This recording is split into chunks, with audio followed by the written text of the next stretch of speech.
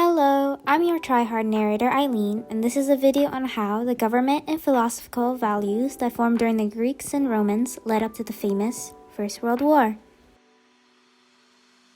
The biggest concept in modern world is that almost everything revolves around in political agenda and societal values is the fancy word of democracy.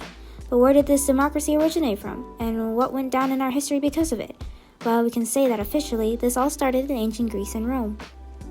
Everyone at the time wasn't really familiar with democracy yet, and populations were most likely ruled or led by figureheads that had total power and influence like kings and chiefs.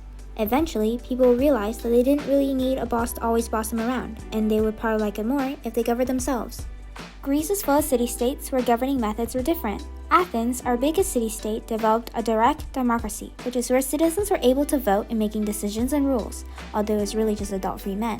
Greece had also developed 3 government branches, which introduced the idea of dividing up power amongst groups, so nobody had too much power and there were always someone to keep you in check. Rome had a different type of democracy and way of making decisions. They exercised indirect democracy, which is where people voted for people to represent them in making decisions and laws. Rome also had a thing where they would write down laws for people to see and follow, which is way better than letting rulers punish people whenever they wanted. These are some of the laws that they had. Does this sound familiar? Sounds like certain religions, huh? Monotheistic religions like Christianity, Judaism, and Islam all highlight human worth and righteousness, where everybody was good and should help others. As 3 major religions, they evolved and traveled everywhere throughout countries and seas. These religions would be the backbone to democracy, as such values, like everyone is equal, everyone is valuable, and everyone had the responsibility to be just and fight oppression, are all important fighting points even up to today. The scientific revolution that happened during the mid-1500s made people question old beliefs and logic. People started to discover, invent, and find new things, and the people generally became smarter. While the scientific revolution happened, philosophers of enlightenment spoke out on their political and moral beliefs on humanity. One of the most famous philosophers then and now was John Locke, who believed that people were naturally good. Some core values he held were their social contract and that people should govern themselves. Our U.S. Constitution also took from the social contract on how people had their unalienable rights to life and liberty, and it was the government's responsibility to protect those rights. Montesquieu also believed that the government had such responsibility, and going back to Rome, he was a huge supporter of the divided power governments. Rousseau's ideas were quite similar to Locke, and Voltaire believed that people had freedom of speech and religion. Many monarchs slowly started to make reforms off of these Enlightenment principles to be a better ruler, yet had no intention of giving up their power. However, all of these ideals from these philosophers fueled and enlightened many other people under monarchs or unwanted absolute leaders, and eventually caused revolutions that sparked even more revolutions for reforms, independence, and freedom. The biggest revolutions that happened in history fought for independence, reforms, and freedom from unwanted rulers were the American and French Revolution.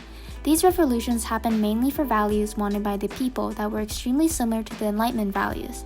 After seeing how successful the American Revolution was, the French people were motivated to have their own revolution against the current King and Queen of France, Louis XVI and Marie Antoinette.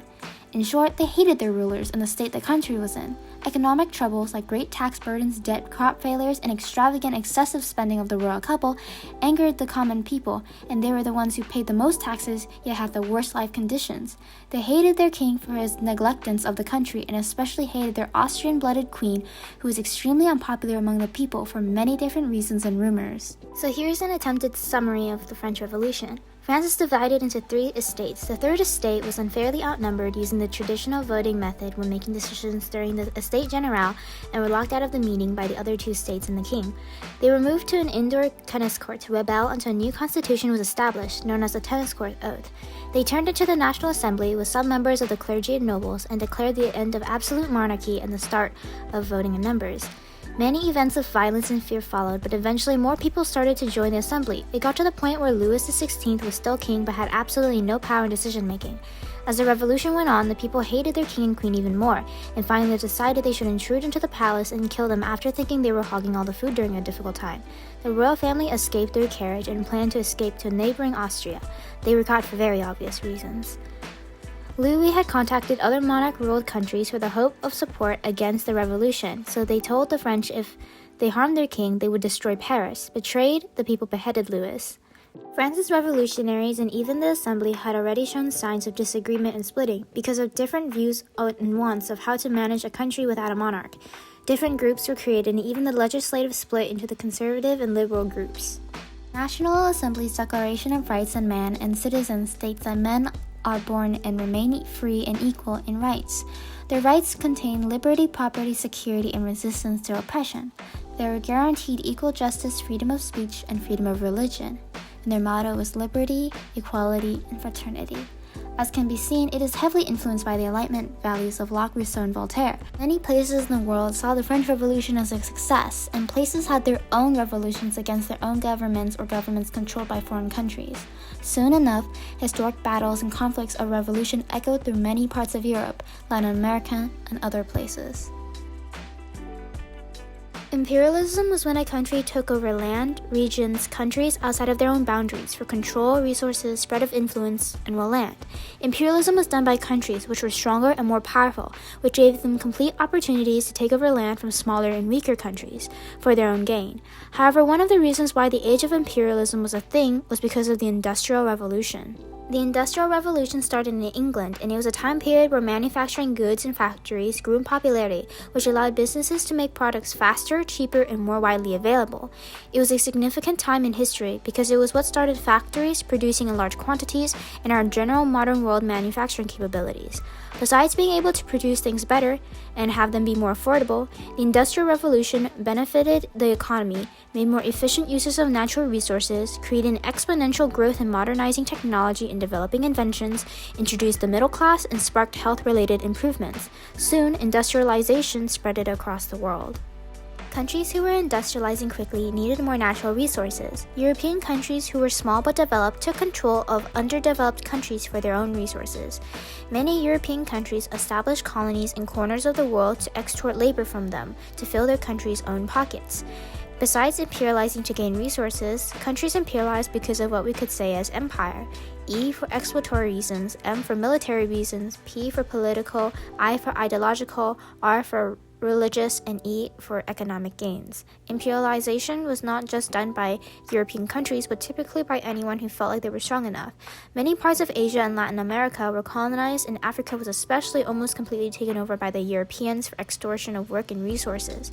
The Berlin Conference was a meeting between European nations onto how they could divide Africa for their taking, not taking in any consideration for the people in Africa. The colonies who were being controlled wanted independence from their controllers.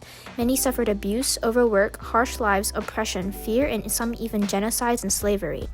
Rebellions and wars took place in attempts to regain their independence from the imperialists. Some examples were the Zulu Nation, Boer people and indigenous Africans, the Sepoy Mutiny, which was India versus British, Ottoman Empire, and many other regions in Africa. Imperialized people went down in history, fighting for their independence, cultures, life, and governments to go against those who thought they could take over anyone for narcissistic ideas and greed. World War I began from the tension between countries from competition and nationalism. From the Industrial Revolution, we can see that when countries start to feel extremely competitive with what they have and what they can control, economically, in military strength, and technological advancements. They also competed for colonial control, tying back to imperialism. Austria-Hungary's Archduke Franz Ferdinand was shot dead by a Serbian nationalist, which Germany, allied with Austria-Hungary, then declared war onto Serbia. The war at first was fought revolving around two sides, the Central Powers, which was Germany and Austria-Hungary, and the Allied Powers, Great Britain, France, Italy, and Russia. World War I was a two-front war, meaning the Central Powers had two sides of the country they had to fight on. After much bloodshed and battle, Russia had to leave the war as they were going through internal civil war problems. America joined soon afterwards. Generally, it became a war of pure violence with purpose to win and gain. Many other countries and nations that were affected by main fighting countries fought the war or contributed into it, and so the First World War was in play. Finally, Germany admitted defeat and the First World War had ended.